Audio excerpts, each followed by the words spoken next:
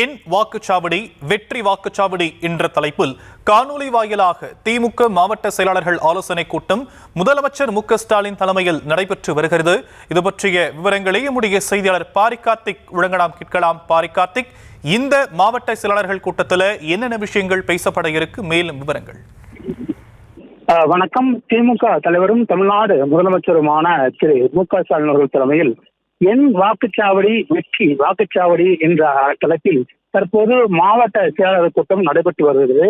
முகாம் அலுவலகத்திலிருந்து முதலமைச்சர் அவர்கள் இந்த கூட்டத்தில் கலந்து கொண்டு பல்வேறு அறிவுரைகளை வழங்கி வருகிறார்.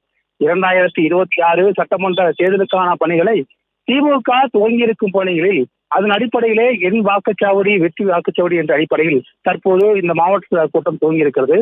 இந்த கூட்டத்தை பொறுத்தவரைக்கும் சராசரியாக 100 வாக்காளர்களுக்கு ஒரு முகவர் என்ற அடிப்படையில் பிஎல்சி அழைக்கப்படும் பூத் லெவல் கமிட்டி திமுக சார்பில் அமைக்கப்பட்டிருக்கிறது.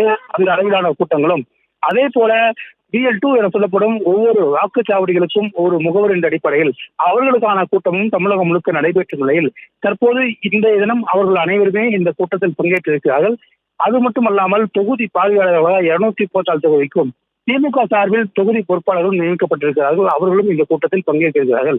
குறிப்பாக திமுகவை பொறுத்த வரைக்கும் உடன்முறை பேவா என்ற தலைப்பில், அதாவது கடந்த 2024 நாடாளுமன்ற தேர்தலின் போது குறைந்த வாக்கு பெற்ற சட்டமன்ற தொகுதிகள், 2021 சட்டமன்ற தேர்தலின் போது குறைவான வாக்கு பெற்ற சட்டமன்ற தொகுதிகள் கணக்கிட்டு முதற்கட்டமாக 100க்கும் மேற்பட்ட தொகுதிகள் அழைத்து முதலமைச்சர் அவர்கள் பேசியிருந்த அந்த கூட்டத்துக்கு அதன் அடிப்படையிலே கூடுதலாக வேலையை செய்ய வேண்டும் என்றும் அரசினுடைய சாதனை திட்டங்களையும் ஒவ்வொரு வீடுகளுக்கு கொண்டு செல்லும் வகையில் பூத் லெவல் கமிட்டி அமைக்கப்பட்டிருக்கிறது என இந்த PLC என சொல்லப்படும் திமுகவினரால் கிட்டத்தட்ட 78,000க்கும் மேற்பட்டோர் BL2 பணிபெற்றவங்க கூட கிட்டத்தட்ட 5 லட்சம் பேர், சராசரியாக 3 லட்சத்திலிருந்து 5 லட்சம் பேர் இந்த PLC எனப்படும் பூத் லெவல் கமிட்டியும் நியமிக்கப்பட்டிருக்கிறார்கள். அவர்கள் கூட இந்த கூட்டத்தில் முதலமைச்சர்கள் பல்வேறு அறிவுரைகளை வழங்கி வருகிறார்.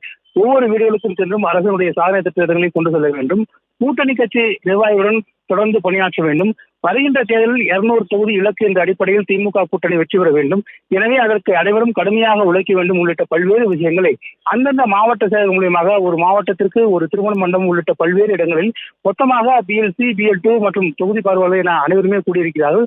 அவர்களுக்கு மத்தியில் காணொலி காட்சியின் வாயிலாக முதலமைச்சர்கள் இன்னும் சற்று நேரத்தில் உரையாற்ற இருக்கிறார்.